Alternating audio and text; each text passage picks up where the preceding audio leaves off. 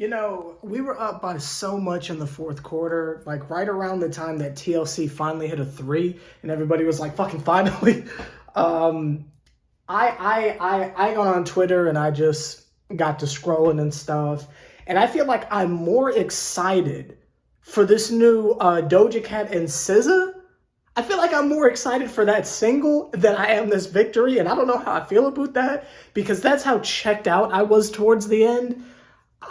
We haven't had a proper blowout in a minute, and I mean like a proper blowout, not like, oh, and then they turned it on in the fourth. I'm talking about like the entire fourth quarter didn't matter type stuff. Chioza was out there just lighting motherfuckers up. I'm so proud of that, man. Let me tell you all the lineup. Kevin Durant came off the bench. I don't think he played until the end of the second quarter. So he wasn't even a part of the starting lineup. They threw out there Kyrie Irving, Bruce Brown, Jeff Green, and Joe Harris. I believe so. And I think LaMarcus Aldridge. I might have that lineup wrong. There's just so many interchangeable parts that it's kind of difficult to keep up with at this point.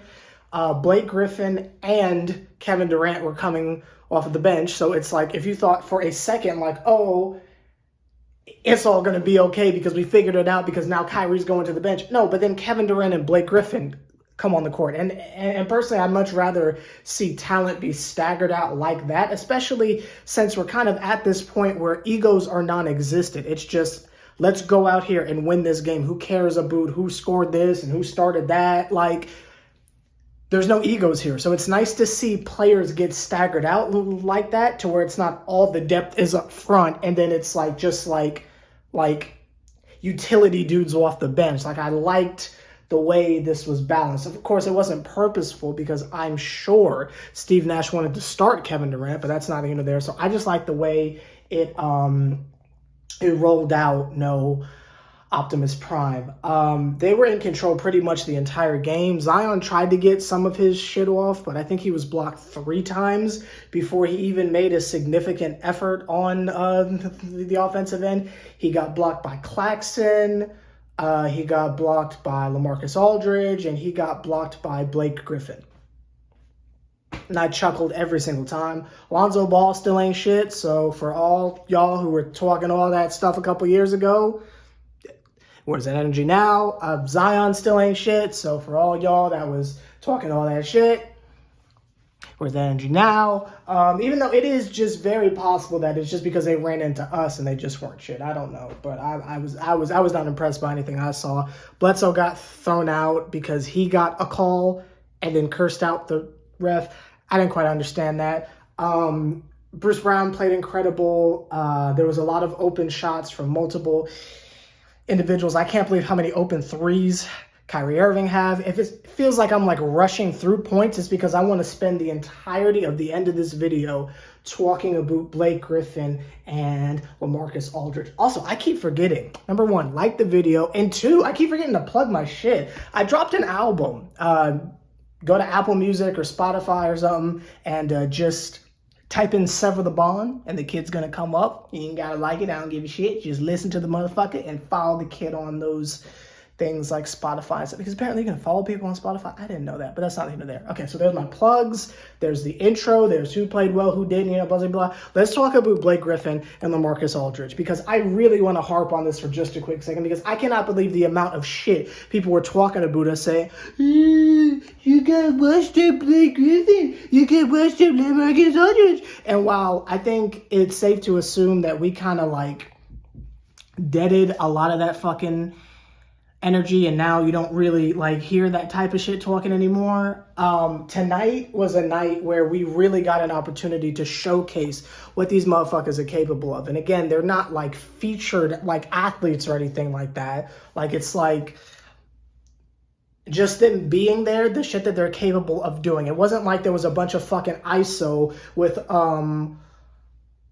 LaMarcus and Blake or whatever. Like, if Kevin Durant wants to dribble between the legs and do the cool pull-up shit, let him have a ball. If James Harden, when he comes back, if he wants to do the dribble between the legs and the pull-up shit, let him have a ball. If Kyrie Irving wants to do the exact same thing, who gives a shit, go right on ahead. But these other two surrounding them, we ain't even got to do all that shit. LaMarcus Aldridge had a couple of plays where he was literally just standing there, and there was so much attention on Kyrie Irving that he literally just took 2 or 3 steps over to the three-point line, wide the fuck open. Defense just completely forgot about him. Aldridge, 3, easily. Anytime that motherfucker is down in the post, it is a nightmare. He was giving Steven Adams hell, giving him fucking fits. Were y'all watching that? Now, who's having that conversation? Were y'all watching that matchup? Like, for realsies? That shit was hilarious. So anybody who wants to talk all this shit about how they gonna stop Joel Embiid, did you see what LaMarcus Aldridge just did to Steven Adams? That's fucking Steven Adams.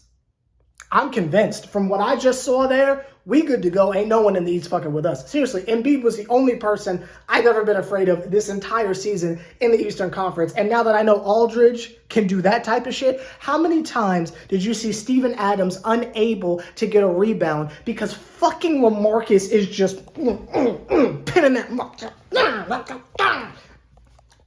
motherfucker down like a highlighted tweet. Loved every goddamn second of it. I love the defense he offers, and I love the fact that he scores effortlessly with that touch. Excuse me. Not just the post moves, but mans can cut and dunk. Not cut for the little twisty layup thing that Blake does. I'm talking cut and dunkity dunking. We gonna get to Blake with the dunking in a second. Don't get me wrong, but. When we talk about just everything you need from that man, that is everything you need and so much more. And if, let's say, for example, Kyrie Irving had a night struggling and he wasn't able to hit the shot. Let's say KD wasn't coming back in, basically prime form, right? And he was having trouble scoring. It was clear that you could give the ball to LaMarcus Aldridge at any period of time and he's getting a bucket however the hell he wants. And again, up against a tough, the motherfucker's playing center. It's not like he's power forward. Motherfucker's playing center. A tough matchup against bearded Steven goddamn Adams. And it ain't like Steven Adams is trash. I don't even want to hear that shit. Let's not act like that motherfucker trash. I don't even want to play that game. And a defensive coach like Stan Van Gundy too, played beautifully. That is the type of shit I'm talking about. By get that motherfucker involved and just watch the beauty on display. Then all of a sudden, just like I said last game, you get that motherfucker involved, and all of a sudden we're not having down to the wire and Kyrie for 3. We don't have to do any of that shit. We can just blow people out and rest. Blake Griffin doing the Blakety Blake shit that we have all been advertising, and I'm happy this was on national TV so motherfuckers can shut the fuck up and just watch them ball. The damn near half-court 3 at the end of the first quarter. The continuous, I think it was like a step-back 3 with a hand in his face with no arc.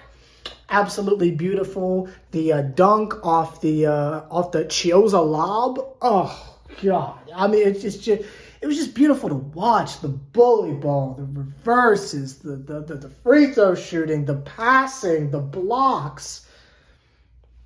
Oh, it was just so beautiful to watch, y'all. It was just so beautiful to watch. And I'm choosing to put a lot of the highlights on those two specifically because I feel like those are the most disrespected individuals. And while I will continue to say that it's not like they're these highlighted players that, you got to put on the scouting report or something like, well, you should put them on the scouting report. But as long as they can get involved off the fucking scraps,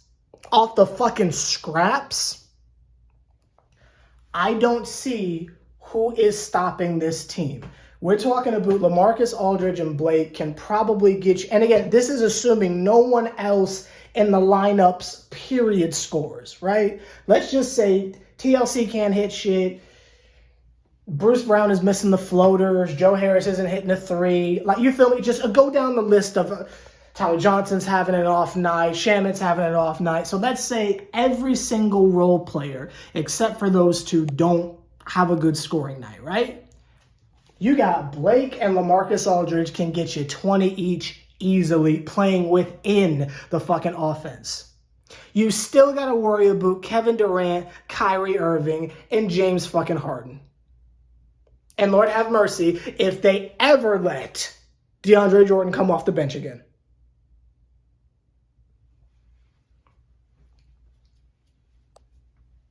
And I don't even be bringing up Spencer Dinwiddie either, because that motherfucker's coming back. That motherfucker, like, it's damn near confirmed. That motherfucker's coming back playoff time. I just like, they're so good. I haven't even run out of things to say on camera yet. You feel me? I haven't even run out of things to say.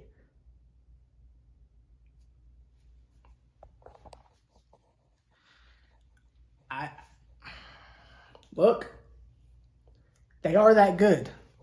They are that good. And for some reason, people don't want to admit that. People don't want to talk about that. People just want to harp on the negatives for some reason. Like, oh, well, so-and-so's hurt. How are they going to do when they come back? Kevin Durant comes back perfectly fine. We get even better. They even address defensive issues. I didn't even think about that. I didn't even think, like, I sat there and, like, said it, but I didn't even, like, think about that. Yo, they played defense tonight. The combination of LaMarcus Aldridge and Blake Griffin was intimidating enough, but then you add fucking Kevin Durant, and you can just see, motherfuckers didn't even want to drive anymore. It was just nothing but brick and jump shots. Bruce Brown's incredible defense, and not just jumping in the passing lanes, his defense. TLC plays good defense too. Y'all don't give him enough credit for that. Joe Harris plays good defense. It ain't just because the Pelicans trash. And again, when I call a team trash, I'm saying in comparison to us. I'm sure independently, these other teams are just wonderful. Don't get me wrong. Shout out to their fan bases. But in comparison to us, these motherfuckers is trash. So I don't even think I'm going to pin it on it's just because these motherfuckers is trash. Because against other teams, I seem to hear good things about them. Talking all that shit about, oh, Lonzo Ball can shoot. Lonzo Ball can shoot. Not when Joe Harris puts that goddamn D on that ass. Not when Joe Harris puts that goddamn D on that ass.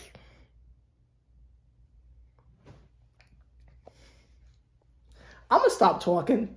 I'm going to let y'all sound off in the comments because I could do this for another 30 minutes just individually going up and down the roster of who played great.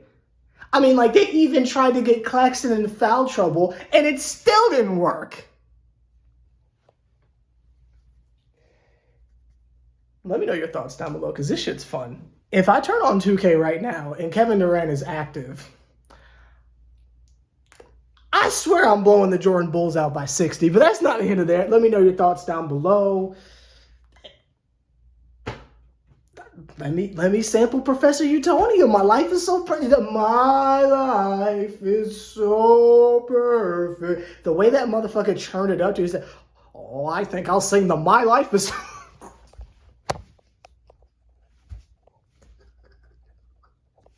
It's the way he churns it. He said, oh, I think I'll sing...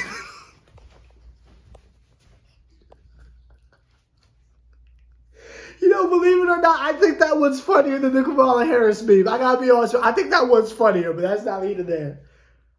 Listen, let me know your thoughts down below. I feel like Young Thug. I'm having too much fun. I'll talk to y'all sometime in the next couple of days because I don't think our next game is until Saturday. We're gonna beat the fucking brakes off the Lakers, but I will talk to y'all whenever I talk to you. I think we'll have a conversation about the narratives and the bullshit people have been speaking about chemistry, and we'll just one by one just knock all them shits down together. But until then, I'll see you later. Yeah.